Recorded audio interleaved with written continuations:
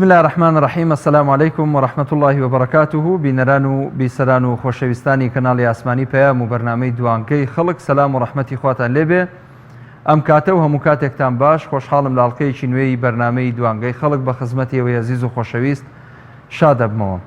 ئازیزان و خۆشەویستان، تەوەری حەڵقەی ئەم جارەی بەرنامەکەمان پرسیاری ئەوەکەین ئایا لێبڕینی موچە کە کۆتایی هاتووە بەپێی بڕیاری حکوومەتی هەرێمی کوردستان لای تۆ چۆن خوێندنەوەی بۆ ئەکرێت؟ تۆی هاوڵاتی پێت وایە ئەم لێبڕینی موچەیە کە تا ئێستا بەردەوام بووە لە بەرژەوەندی چێ بووە و لە زەرەری چێ تەواو بووە؟ ئەمجا نەهێشتنی لێبڕین مافێکی سەرەتاییە بۆ فەرمانبەران و پێویست بەوە ناکە ئێمە دەستخۆشی بکەین، بەڵکو دەبێت حکوومەت لە هەندێک ڕووەوە دادگایی بکرێت لەسەر ئەوەی بەبێ ئەوەی هیچ بڕیارێک هەبێت بۆ ئەوەی کە موچە بە لێبڕینەوە دابش بکرێ. ئەم هاتووە بە لێبڕینەوە موچەی دابش کردووە بۆ هاوڵاتیان. ماوەی ساڵێک و 4 مانگە حکوومەت بەهۆی نەبوونی داهاتەوە وەک خۆی ناوی لێناوە نەبوونی داهات لێبڕینی موچەی کردووە بە پیشە و چەندین جار بە ڕێژەی جیاواز موچە لە هاوڵاتیان و فەرمانبەران بڕێنراوە. بۆیە پرسیارەکە ئەوەیە ئایا ئێمە چۆن بڕوانینە ئەم لێبڕینی موچەیە؟ بەشێک لە هاوڵاتیان پێیان وایە ئێمە بەرەو هەڵبژاردنەکانی ئەنجومەنی نوێنەرانی عێراقە چین، هێزەکانی دەسەڵات کە بریتین لە یەکێتی و پارتی و گۆڕان لە ئێستەیە نیەتیان وایە کە لێبڕین نەهێڵن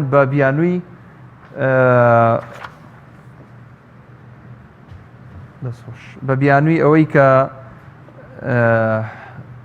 حکوومەت ئێستا ئاوڕی لە خەڵک داوەتەوە و لێبڕینی موچە ناهێڵە. لە کاتێکە تۆی فەرمانبەر، تۆی هاوڵاتی، کاتێککە موچەیەکت هەیە لە لای حکوومەت، ئەمە ئەرچێکی سەرەتایی خۆتە بۆ وەرگرتنی ئەم موچەیە.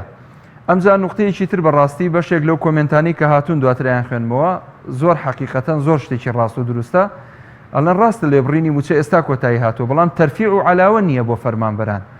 چەندین ساڵە تەرفیع و عەلاوە ڕاوەستاوە. ئەمەش خۆی بۆ خۆی خەلەلێکی زۆر گەورەیە تووشی فەرمانبەران بووەتەوە. ئەچمە لای یەکەم پەیوەندی مام جەوهەر وەرەگرم لە کۆیەوە. هەموو کاتت باش مام جەوهەر. وەڵڵاهی با بەڕاستی پێت بڵێم، زوڵمە، تەعەدایە، ئیهانەیە، غەدرە، هەموو شتێک لە خەڵکی کوردستان دەکرێت. والله 30 ساڵە ئەوەی یەکێتی پارتی بە کوردی کرد بەعسیش پێی نەکرد، عەبدولسەلام عارفیش پێی نەکرد. ئێستا خەمەکی کەمان لەبەرە دەترسێم کاتی کورد پێش دەشتی ترێک بکەوێت دەستی کوردی لەبەر تورکەکەی بکا بێ کوردستانی تەسلیم بکە، وەک سەردەمی عوسمانیەکان بێ ماڵ بە ماڵش بگەوێ ئەرزاقەکەی لێ بستێنی.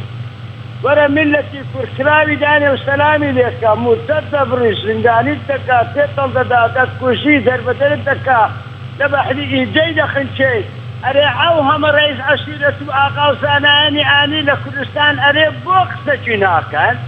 ئەگەر هەموو تا دەم تەور نەکردن بە پارە، ئەرێ زانایانی، ئەرێ حاکمەکان، ئەرێ مامۆستای زاکۆ، ئەرێ ئەو هەموو ڕۆشنبیر و شاعیرە هەتا کەی بەردەمی حکوومەت بڕۆ خێمەی هەردەم برێت کە تا کەی تەعەدا لە کوردەکان؟ ئەرێ کام سەرکردە لە یەکێتی پارتی لە ڕاپەڕین هاتە ناو ساحەکەی و ئەوەی کرد؟ کام یاسینگیاندا گولەکەی و لە گولەوی بەرامبەر دژنە ڕاوەتان؟ هەمویان پیاوی سەردانی نەبوون، هەمووی دەماچە مکافەیان وەرنەگرت. ئەو ئەمریکای کە ئێستا دەرێ پشتی پێبەستاوە یەکەم قەتابای بە هیدری کشەنجەر تەعەدای لە کورد کرد. ئەرێ کاکە بەستنە یەکێتی پارتی، ئەرێ کێرتار نەخوارد، خوا لە ناوتان با بەستە 5 ملیۆن کوردانی هانە کرد، 50 ملیۆن کورد تەعەدای لێ دەکەن. بوونە پیاوی ئوردوغانی. ئێستا ئوردوغان بە یەک تەلەفۆنی بانک کاکادەبیست ڕاقسەر بکەم بستە بەردەمی ئوردوغانی لۆ ئەوەی بێ بەرنامەکەی جێبەجێکەن. کارەس بەڵێ مام جەوهەر دەست خۆش بێ، سپاس بۆ پەیوەندێکە. دەچمە لای کاک فاروق لە سلێمانیەوە.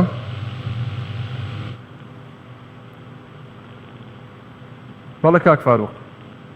ئەم کاتتان باش، دەستخۆشیتان لێ یەکەم بۆ ئەو تەوەرەی هەڵتان بژاردووە. کاتت باش، زۆر سپاس دەکەم. من ئێوارەش قسەم کرد لە ئێناڕتیەوانە منیۆڕۆین دووە ئالاکولین لێبڕینی موچە کە سەرۆکی حکوومەت باسی لێبڕینی موچەکە ئەوە پەیامێکە یا بەگوێی فەرمانبەرانە یانی مەسەلەی پاشەکەوت نییە. پاشەکەوتەکەمان بۆ ناگەڕێنێتەوە بە هیچ شێوەیە، چونکە ئەبوایە بنتایە پاشەکەوتی موچەکە هەر هیچ نەبوایەوەی کە لە قازانجی خەڵکا بوایە بێتە ئێستا من بۆ من خانوێتەوە کردەوە داوای ڕسمی تاپۆ ملیۆنێک 650,000 دێکەن بۆ خۆشم 5 ملیۆن لای حکوومەتە.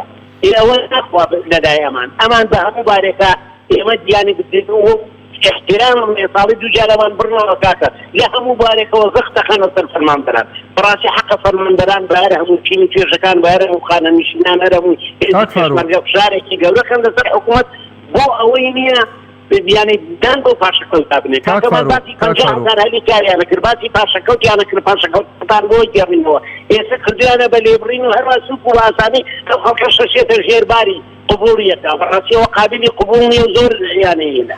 بەڵێ لە لێبوانێکە اینجا هەڵبژاردنیش نزیکە. من قەناعەتی کولیم هەیە وەزیری دارایی ئاگای لێ نەبووە، یەکسەر لە شەخسی خۆیەوە دەرچووە.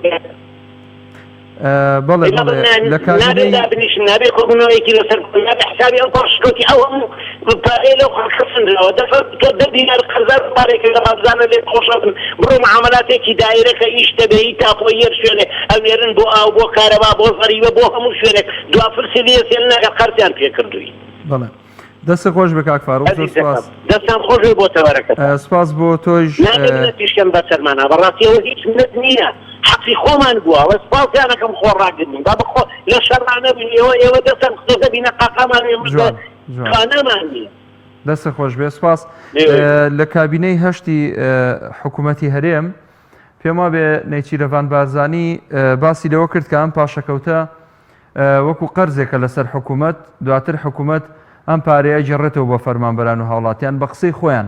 ئیتر ئەمە وەکو جەنابەت فەرموود کاک فاروق، حکوومەت ناکرێ منەت بکا بەسەر فەرمانبەران و هاوڵاتیانە کە چەند ساڵێکە پاشەکەوتی موچە ئەکاوە موچە لە خەڵکە بڕێ، ئێستا وەکو فەزلێک بیداتەوە بەسەر فەرمانبەران و موچە خۆرانە. ینی نابێ ئەمە شای و هەڵپەرچەی بۆ بکرێت، نابێت چەپڵی بۆ لێ بدرێ، نابێت پەنجەی بۆ مۆرکرێتەوە لەبەر خاتری ئەوەی کە ئەمڕۆ بڕیاری کۆتایی هاتنی لێبڕینی موچەی داوە. بەڕاستی بێ خەڵک زۆر لەوە هوشیارتر بێ کە ئەمە مافێکی سەرەتایی و بەسیتی خۆیەتی بۆی گەڕاوەتەوە.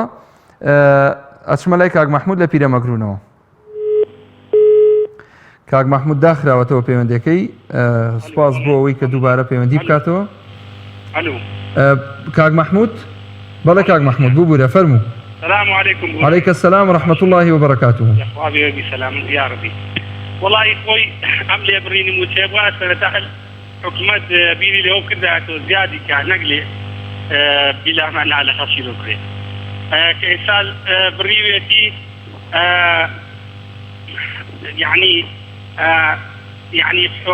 هو قارئ ملتي و هيني او ملتيه وتيو ملتيه جا يعني شتيشي وانا مهمنيه كقراني في مجموعه مزايديه دندان وكاتي وجاردنو او شتانينا حكمت او نيكا او انا بروح بيو باوشي وانا بروح مبزي بيو هادو امدو معناي ترى واي اوا ام ليبرينا بقناعتي من دسبيكاتو هروكو جاران چۆن لێبڕینە بووە ئاوات هەروەها بێتەوە. بەڵێ دەست و چاو خۆش بە کاک مەحموود جان، زۆر سپاس. دەست خۆش. کاک قارەمان لە شارە زوورەوە با فەرمێ. قوربانم کاتۆ باش. هەموو کاتت باش کاک قارەمان. بەڕێزی وەڵی نازانم ئەو خەڵکە بەچی ڕازیە بێ بەرامبەری حکوومەت. بەڵێ فەرموو قسەی خۆت بکە کاک قارەمان. بەڕێزم حکوومەت ئەی بڕیە پارە لێبڕینەکە خەڵکە ناڕازیە نابا هەر ڕاستیە یا حکوومەت نازانم حکوومەت چی بدا بەرامبەری خەڵک. بەڵێ خۆت وەکو شخصی خۆت پەیامت چییە؟ واتە تۆ چیت پێ باشە حکوومەت بۆ تۆی بکاوە تۆی هاوڵاتی؟ وەڵی من هیوادارم حکوومەت بەردەوام بێت لەسەر دابەشکردنی موچەی فەرمانبەران و ئەوە پێی ناکە ئەم خەڵکە باسی باشە باز شتێکی بەسەر میلەتی کولی قەت لەوی ناکرێت. بەڵێ دەست خۆش بێ سپاس کا قارەمان بەڕێزی خوا لەگەڵ ئەچمە لای کاک مەحموود لە دهۆکەوە. سلام سەیدای عەزیز کاک مەحموود، تۆ چۆنی باشی؟ سپاس گیانەکەم فەرموو. من باوەڕ هیچ نییە کە ئەو سیستەمی لێبەرینی موچە کۆتایی بێت، چونکو قەسەم بەخوا هیچ چەند پارە هەبێت هەم ئەم حالە دەبێتەوە و هەم ئەم وەزع دەبێتەوە، چونکو بەداخەوە ئەم دەسەڵاتە حەزی هەیە کە لێبەرینی موچە هەبیت، ئیش نەبیت، کار نەبیتن کە ئەتوانیت بە سەیطرە لەسەر مجتەمەع بێتەکەتەوە. بەڵێ دەست خۆش. باشە کاک مەحموود، ئێستا یعنی فەرمانبەرێک کە بڕی لەوانەیە هەر فەرمانبەرێک 30 بۆ 40 ملیۆن دیناری لە لای حکوومەتی هەرێم بێ، پێت وایە چارەنووسی ئەم پارەیە چییە بێ لە لای حکوومەت؟ دەیجێڕێتەوە بۆ فەرمانبەران؟ وەڵا نازانم مامۆستا مەحموود، نازانم ئەم حکوومەتە چی سیستەم هەیە، چی عەقل هەیە، چی فکر هەیە.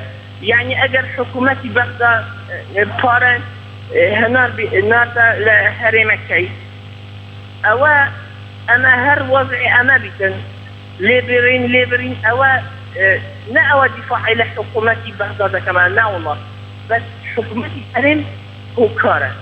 حکوومەتی هەرێم ئەگەر موچە لە بەغدا بێتەوە و هەر بە لێبرینی موچە بیتەوە ئەم سوچەی حکوومەتی هەرێمەوە. دەست خۆش کاک مەحموود، گەلێک سپاس بۆ پەیوەندیاتە، دەستە تا خۆشبی گەلێک سپاس. بەڕێزان دیارە ئەو ئازیزانەی کە لە تۆڕی کۆمەڵایەتی فەیسبوک و ئینستاگرام بەشدارن لەگەڵمان هەمیشە بە نووسینی کۆمنتی جوان بەشێکیان خوێنینەوە خێنە بەردیدی بەڕێستان ئاودێر ئەحمەد نووسیوێتی لەوانەیە زۆر بەردەوام نەبێت چونکە دەڵێن ئەگەر داهات بەش بکە. لەتیف مێرگەسەری نووسیوێتی بڕوا ناکەم بە یەکجاری کۆتایی پێ بهێنن. سێبۆر ئیبراهیم ئەڵە ڕاستکردنەوەی هەڵەی خۆیانە، گەڕانەوەی مافە پێویست بە دەستخۆشی ناکە. هیشام زانە ئەڵێ سیقەمان نییە کە تا کۆتایی پابند بن بەو بڕیارەوە. نەسرین محەممەد ئەڵێ هیوادارم کاتی نەبێت تەنها بۆ ڕاکێشانی خەڵک نەبێت چونکە کاتی هەڵبژاردنە. سومەیە هەڵەبجەیش ئەڵێ بڕیارێکی دڵخۆشکەرە بەڵام یاخوا تا سەر بێت. داهێن سەرسیانی نووسیوێتی نابێت بڕوامان بە بەڵێنی ئەوان هەبێت چونکە درۆی زۆریان کردووە. عەقید بۆتانی ئەڵێ ئەم بڕیارە تەنها بۆ ئەم مانگەیە، ئەگەر مانگی داهاتوو بەغداد پارە نەنێرێت هیچ. ژیلوان لەتیف ئەڵێ ئەگەر هەتا سەر بێت کارێکی باشە، بەڵام ئەم حکوومەتە جێی سیقە نییە. حوسێن حەسەنیش ئەڵێ ئەگەر پاشەکەوتیش بجێڕنەوە شتێکی باشە. لێرە ئێستا لە لایڤی ڕاستەوخۆ یاخود لە پەخشی ڕاستەوخۆی ئەم بەرنمەیە لە تۆڕی کۆمەڵایەتی فەیسبوک کۆمەڵک لەو بەڕێزانە بەشدارن کۆمنتیان نووسیوە. ئەگەر کۆمنتەکان دوور و درێژ بوون ئاماژە بە ناویانەکەم سوپاسیانەکەم. کاک سەلمان فارس سەلامەکە سوپاسێکین سەلامی خوال لێبێ. کاک جێگر حسێن نووسیوێتی پشوتان درێژ بێ تەنها بۆ 2 مانگە. نەبەز شەنگە نووسیوێتی بەخوا پاش ئینتیخاب تۆڵەی دەکەنەوە. کاک تاریق هادی سلااوەکە سلاوی خوا لە جەنابێت. کاک ڕێباز سلااوەکە سلاوی خوا لە جەنابێت. کاک ئاوات تانیان نووسیوێتی لەسەر کارە باش قسە بکەن. کاک دیار نووسیوێتی حکوومەت بۆ یەک جاریش نەهات داوای لێبوردن بکە کە ئەم خەڵکەیان تووشی ئەم نەهامەتیە کرد بۆ گیرفانی چەند کەسێک بوو. کاک دیار بەکر سوپاس بۆ کۆمنتەکەت. نیگا حوسێن نووسیوێتی ئەگەر بەتەمای دەنگدان بن دەنگیش بە باوکم نادەم هەر ناشزانم لەکوێ دەنگ ئەدەم. دانەر عەبدوڵڵا ببورن دانەر سەعدوڵڵا نووسیوێتی هەڵبژاردن نزیکە بێتەوە دوای هەڵبژاردن وەک خۆی لێکەنەوە خوا ماڵیان وێران کات. کاک دانەر نووسیوێتی. کاک ئارام سابیر نووسیوێتی هەر بەوە بزانە سلفە گێڕانەوە دەست پێکاتەوە. کاک هەڤاڵ نووسیوێتی موچە لە خەڵک دەدزن نەک لێبڕین بڵێن لێدزین. بەهار عەزیز نووسیوێتی بەس بۆ هەڵبژاردنە. سلمان فارز نووسیوەتی ئاگادار بن لێ دزینی موچە کە هەڵیان گرت هەمووی لەبەر هەڵبژاردنە ئەگەرنا ئەوانە چاکنین بە خودای بەڕاستمە مرۆڤی عاقڵ نابێت بڕوا بە دز و درۆزن و پیاوکوش بکات هەرگیز. کاک ئیبراهیم نووسیوەتی کۆتایی هێنان بە لێبڕینی موچە منەتی ناوێ بەڵکو داوای لێبوردنی دەوێت چونکە مافێکی دزراوی خەڵکە و گەڕێنراوەتەوە. لالە گەرمیانی نووسیوەتی حەسبنا الله ونعم الوەکیل. هاوێز ئیسماعیل نووسیوەتی کاتی هەڵبژاردنە یەک دقەیەک. سەروەر قولیچانی نووسیوەتی خودایە بەغدا بپارێزە هەر ئەوانن خزمەتی میلەتی کورد دەکەن با هەر دوعای خێر بۆ بەغدا بکەین. کارزان شێخکەریم نووسیوەتی لەگەڵ پەنجەکە و مۆر بوو ئەبێتەوە بە 125. سپاس بۆ هەموو بەڕێزانەی کە کۆمنتیان نووسیوە. ئەچمە لای پەیوەندی کاک ڕامیار لە شارە زوورە وەرەگرم.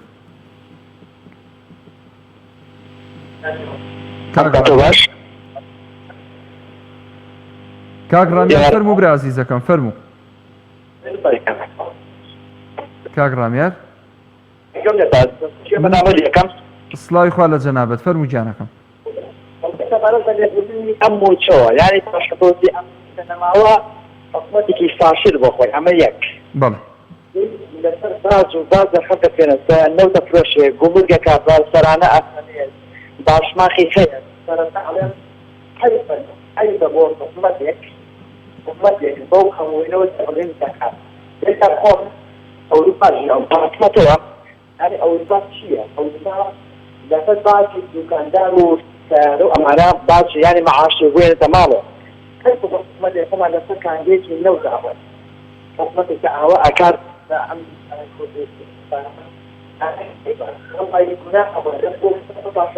کراوە لەبەر ئەم حەوزاردەیە بەبوو لە ڕێکەدی لە دەڕێی دادی ئەو قسەی پاش دەکاتەینام سنەکەتەنگا بۆیان. بەڵێ من هیچ شتێکترم نییە و دەستخۆشی بۆ بەمانەش سپاس بۆ تۆش کە کەناڵە هەیە کەس هەیە ئەمان کاک ڕامێرجان سپاسی جەناب دەکەم دەست و چاوت خۆش بێ سپاس بۆ پەیوەندەکەت سەرکەوتوبی عەزیزم. ئەچمە لای کاک بەرهەم لە چەمچەماڵەوە. سڵاو لێوێ بەڕێزم سڵاوی خوا لە جەنابت کاک بەرهەم. زۆر سپاس سڵاو لە بینێرانی بەڕێزیش. من ئەمەوێ لەسەر ئەم بڕیارە پەیامی خۆم بڵێم بەڕاستی لێبڕینی یاخود لابردنی بڕیاری لێبڕینی موچە دەستکەوت نییە بەڕای من و هیوادارم هیچ شخص و هیچ حیزب و هیچ وەزارەتێکیش بە دەستکەوت ناوی نەبە بەڵکو حەقی ڕاستەقینەی میلەتە. چونکە بەڕاستی لابردنی بڕیاری لێبڕینیان لێدزینی موچە ئەمە دەستکەوت نیە ئەمە هەمومان ئەزانین کە حەقی میلەتە و لە ماوەی چەندی مانگی ڕابردوودا لەلایەن دەسەڵاتێک مافیاوە خوراوە. ئەمە خاڵی یەکەم. سەبارەت بە خاڵی دووەم یاخود کاتی لابردنی لێبڕین کاتی بەرواری ئەم بڕیارە بەڕاستی نیشانی پرسیار زۆر هەڵەگرێ بۆچی لە ئێستادا ئەم بڕیارە ئەدرێ بۆچی بەر لە ئێستادا ئەم بڕیارە نەئەدرا کە هەمومان ئەزانین مانگێک بەر لە ئێستا دوومان بەر لە ئێستا نرخی نەوت بەرز بوو و کاریگەریەکانی ڤایرۆسی کۆرۆنا بەهۆی دۆخی داراییەوە کەم بووبەوە بۆچی لەو کاتەدا ئەم بڕیارە نادرا بۆیە ئەبێت بووە. بەڵێ بۆ ئەبێ بەڵێ کاک بەرهەم بەردەوام بە گوێمان لێتە. بەڵێ بەڵێ ئەفوو ئەوە نەبوو بۆی ئەبێ هەموو لایەنزانێ ئەمە بۆ بانگەشەی هەڵبژاردنەوە و بۆ هەڵخەڵەتاندنی خەڵکە و هیوادارم لابردنی ئەم بڕیارە یاخود نێشتنی لێبڕینی موچە نەبێت هۆی ئەوەی کە هاوڵاتی هەڵ بخەڵەتێ و جارێکی تر متمانیان پێ بەخشێتەوە. هیوادارم. دەستخۆش. زۆر سپاس بۆ تۆش کاک بەرهەم سپاس بۆ تێبینیەکانت دەست خۆش بێ یاخوا.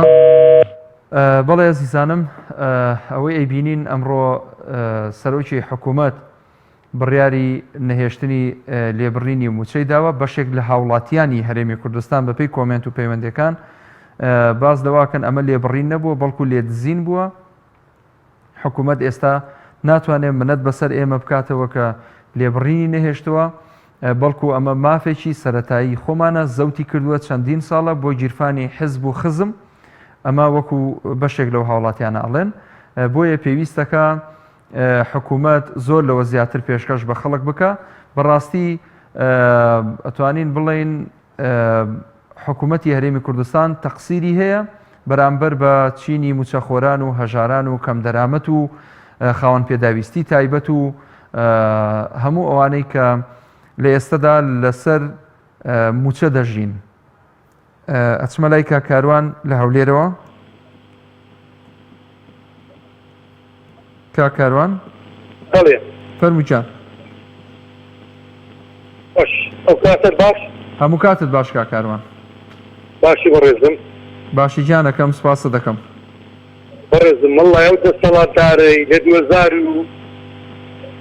هەتا دەگاتە 2021 بەس خەریکی ئاڵا و سێریان لابردوو، هیچ خەریکی موچەی خەڵک و نەخەلچیان بە سەعاتی خەلچیان نەویست، بەس بە سەعاتی خۆ و بەرچی خۆیان ویست و بەرزەوەتی خۆیان ویست. بەڵێ زۆر سپاس دەکەم، گەلەگەلە مەمنون. سپاس بۆ جەنابشت کاکاروان، دەست خۆش بۆ پەیوەندێکت. ئەچمە لای باوکی محەممەد لە ڕانیەوە. باوکی محەممەد. السلام عليكم. وعليك السلام ورحمة الله وبركاته. برایەکەم بە قەزا جژنی قوربان لەرخۆت و لە هەموو کەناڵە جوانەکە پیرۆز. سپاسی جەناب دەکەم، لە ئێوەش پیرۆز بێ ئینشاءالله. خوای گەورە تێک ڕاکۆمان کاتەوە لەسەر کێوی عەرەفە ئینشاءالله. اللهم آمین، اللهم آمین. کاکە محمودیان سەبارەت بە تەوەرەکرد من دەڵێم ئێستا ئەو دەسەڵاتە ئەگوێ لەو نیسعاتەی کەناڵە جوانەی پێیان دی کە خەڵک چی پێ دەڵێتن، واللهی حەقی وایە دەموچاوی خۆی ڕەشکا و ڕاست ئەو وڵاتە بەجێ خوا ئەوە حکومڕانی خەڵگە هاتێ بڵێن خوا ئەگەر شخصیتت هەیە، ئەگەر تۆ خستایی هەیە دەزانی ڕێز یعنی چی جێر لەو هاوڵاتیانەی خۆت بی کە زۆربەی زۆری هەموو خەڵکی داما و خەڵکی موچە لێدراو بوو خوا ئەوە شخصیتەکە و ئەو حکومڕانیە چ تامەشی هەیە ئەوها بە زۆرم لێ ئەوها بە ناشیرنی خەڵک ئەوها حکومڕانی بکات. ئەوە لەلایەکتر وەکو زۆر لە برایان گوتیان بەڕاستی عەیبە موچەخۆر بە تایبەت ئەو جەبەردستی خەڵک ئەو لێدزینە و ئەو زوڵمە لەدیستان پێویستە لەسەر هەموو خەڵک من لەگەڵ ئەوانە نیم کە هەم لە تەلەفۆن هەم لە کۆمنت دەنووسن دەنگ نادەین ئێمە بە عەکسەوە تۆڵەکردنەوە لە دەسەڵات وەرگرتنەوەی موچەکە بە دەنگدانە بە دژیان ئەگەر ئەوان نەشماندنەوە، ئەگەر ئەوان موچەکەمان دزن و بیخۆن ڕەبی وەکو ژە بیمار بە قوزەر قورتیان بیتن تۆڵەکردنەوەی ئێمە ئەوەیەکەوە بچینە سەر سندوقەکانی دەنگدان دەنگ بە خەڵکانی دەستپاک و دەمپاک و دایان پاک بێت بۆی جارێکی تر ئەو میلەتە تووشی ئینسانی دز و حرام خۆر نەبیتن. ئەوە لەلایەکی تر کاکە محمودیان پێویستە خەڵک یەکجار لە کونی مارێک پێوەی بدرێتن. بەڕاستی خەڵکانێکی کە مستەفید بینە لەو دەسەڵاتە بەڵام دەنجیان داوە بە نەزانی یا بە عاتیفەی دروشمی بریقەدار پێویستە لەو هەڵبژارنە هەڵوێستیان هەبێت. من بەش بە حاڵی خۆم ئێستا ئەو دەسەڵاتە ئەگەر موچەکەم بکا بە دەبڵ نەک لێبڕینەکەم لە بۆ کاتەوە بۆم بکا بە دەبڵ لە کاتی دەنگدان هەر تۆڵە لێ دەکەمەوە وەکو مار پێوە دێنەوە لەبەر وەی 7 ساڵە ئەوە عەزیێتی من و ماڵ و منداڵی من دەدات. تەماشای کات محمود ئەوانە کەن دەرەجەی زوڵم و زاڵمێتیان و دەرەجەی ڕق لێبوونەوەیان لەو ملەتە گەیشتۆتە سڕادێن حتا هەواڵە خۆشەکە بە قەلەقی براو دەکەنەوە. یعنی وە ناکەن خەڵک تام لەو دوو موچەیە ببڕی ئەگەر بە فێریش بیدەن بۆەوەی هەموو دەمێ خەڵک لە قەلەقی دابیتن وەلی خۆش نەبی بەو لێبڕنی کە لۆی چا دەکەن. بۆیە پێویستە خەڵک ئەو مارانگازیانە لە بیر نەکە ڕجاء میلەتی. یعنی ئێمە بەڕاستی عەیبە هەتاکەی وەڵڵای کاک محمود حتا ئەو دوو دەسەڵاتە حتا ئەوانە لەسەر حکم بن مستحیلە ژیانی میلەتە لەوە خۆشتر لە خەڵک دەکەن دوو زادە و دوو بینای پێقی دەکەنەوە منێکی پێ لە بە خەڵک دەکەن ئەوە من و تۆش دەیبینی ماوەیەکی ترمان لە ترکە بانگەش هەڵبژاردنکە زانە ئەو جادانە و ئەو بینایانەی کە بە لێدزینی موچەی من و تۆ دروست کراوە زانە چۆن دەیکەن بە مزایدە بەسەر بەڵێ دەست و چاوت خۆش بێ باوکی محەممەد هەم کاتم کەم بەدەستەوەی هەم پەیوەندیەکی تر لەسەر هێڵەوەکو کۆتا پەیوەندی سوپاسی جەناب دەکەم بۆ تێبینیەکانت سپاس بۆ وتە بە نرخەکانت دەستخۆشی لێکم خواگەدارت بێ ئەچمە لای باوکی ئادەم کۆتا پەیوەندی لە قوشتەپەوە